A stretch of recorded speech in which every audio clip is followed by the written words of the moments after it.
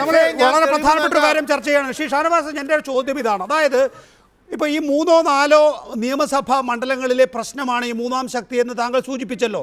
ഈ 3-4 മണ്ഡലങ്ങളിൽ CPM ആണ് അവിടെ ഉയർന്നു വരുന്നത് എങ്കിൽ, ഉദാഹരണത്തിന് നേമം എടുക്കുക. നേമത്ത് O രാജഗോപാൽ ആയിരിക്കും BJPയുടെ സ്ഥാനാർത്ഥി എന്നാണ് ഇപ്പോഴത്തെ നമ്മുടെ നിഗമനം. അവിടെ VE ശിവൻകുട്ടിയാണ് പ്രധാന എതിരാളി. അവിടെ UDF നേരത്തെ 3-ാം സ്ഥാനത്ത് പോയിട്ടുണ്ട്. അത് നിങ്ങൾ അന്നത്തെ ജനതാദൾ SJDക്കായിരുന്നു കൊടുത്തിരുന്നത്. ഇപ്പോൾ സ്വാഭാവികമായും അങ്ങനെ ഒരു സ്ഥാനാർത്ഥി അവിടെ ഉണ്ടാകും.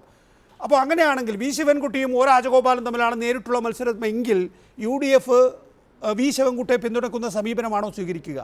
അല്ല, അങ്ങനെ ചില ബുദ്ധിമുട്ടുകൾ ഞങ്ങൾക്കുണ്ടെങ്കിലും UDF ഒരു കാരണവശാലും തീരുമാനിക്കില്ല. ഇതിൻ്റെ അകത്ത് കുറേ ഫ്ലോട്ടിംഗ് ഓട്ട്സ് ഉണ്ട്. UDFൻ്റെ അനുഭാവികൾ, മാർക്സിസ്റ്റ് പാർട്ടിയുടെ അനുഭാവികൾ, ആയിരിക്കും ഇതുപോലുള്ള നിയോജക മണ്ഡലങ്ങളിൽ ഡിസൈഡിങ് ഫാക്ടർ. ശിവൻകുട്ടിയെ ഒന്നും ഞങ്ങൾക്ക് ഒരു കാരണവശാലും പൊളിറ്റിക്കലായിട്ട് ഞങ്ങൾക്ക് അംഗീകരിക്കാൻ സാധിക്കില്ല. തോമസ് ഐസക്കിനെ പോലുള്ള ആൾക്കാരെ ചിലപ്പോൾ അംഗീകരിക്കാൻ സാധിക്കും. ശിവൻകുട്ടിയെ ഒന്നും ഒരിക്കലും അംഗീകരിക്കാൻ സാധിക്കില്ല. അതായിരുന്നു ശിവൻകുട്ടിയുടെ ശൈലി.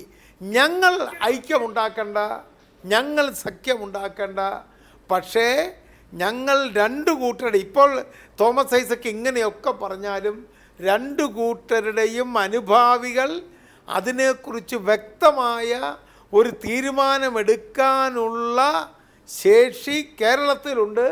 കേരളത്തിലും നികേഷെ ഞാൻ പ്രവചിക്കുന്നു, അടുത്ത അസംബ്ലി തെരഞ്ഞെടുപ്പിലും മോഡിയുടെ തൃക്കണ്ണ് ഇവിടെ തുറക്കില്ല.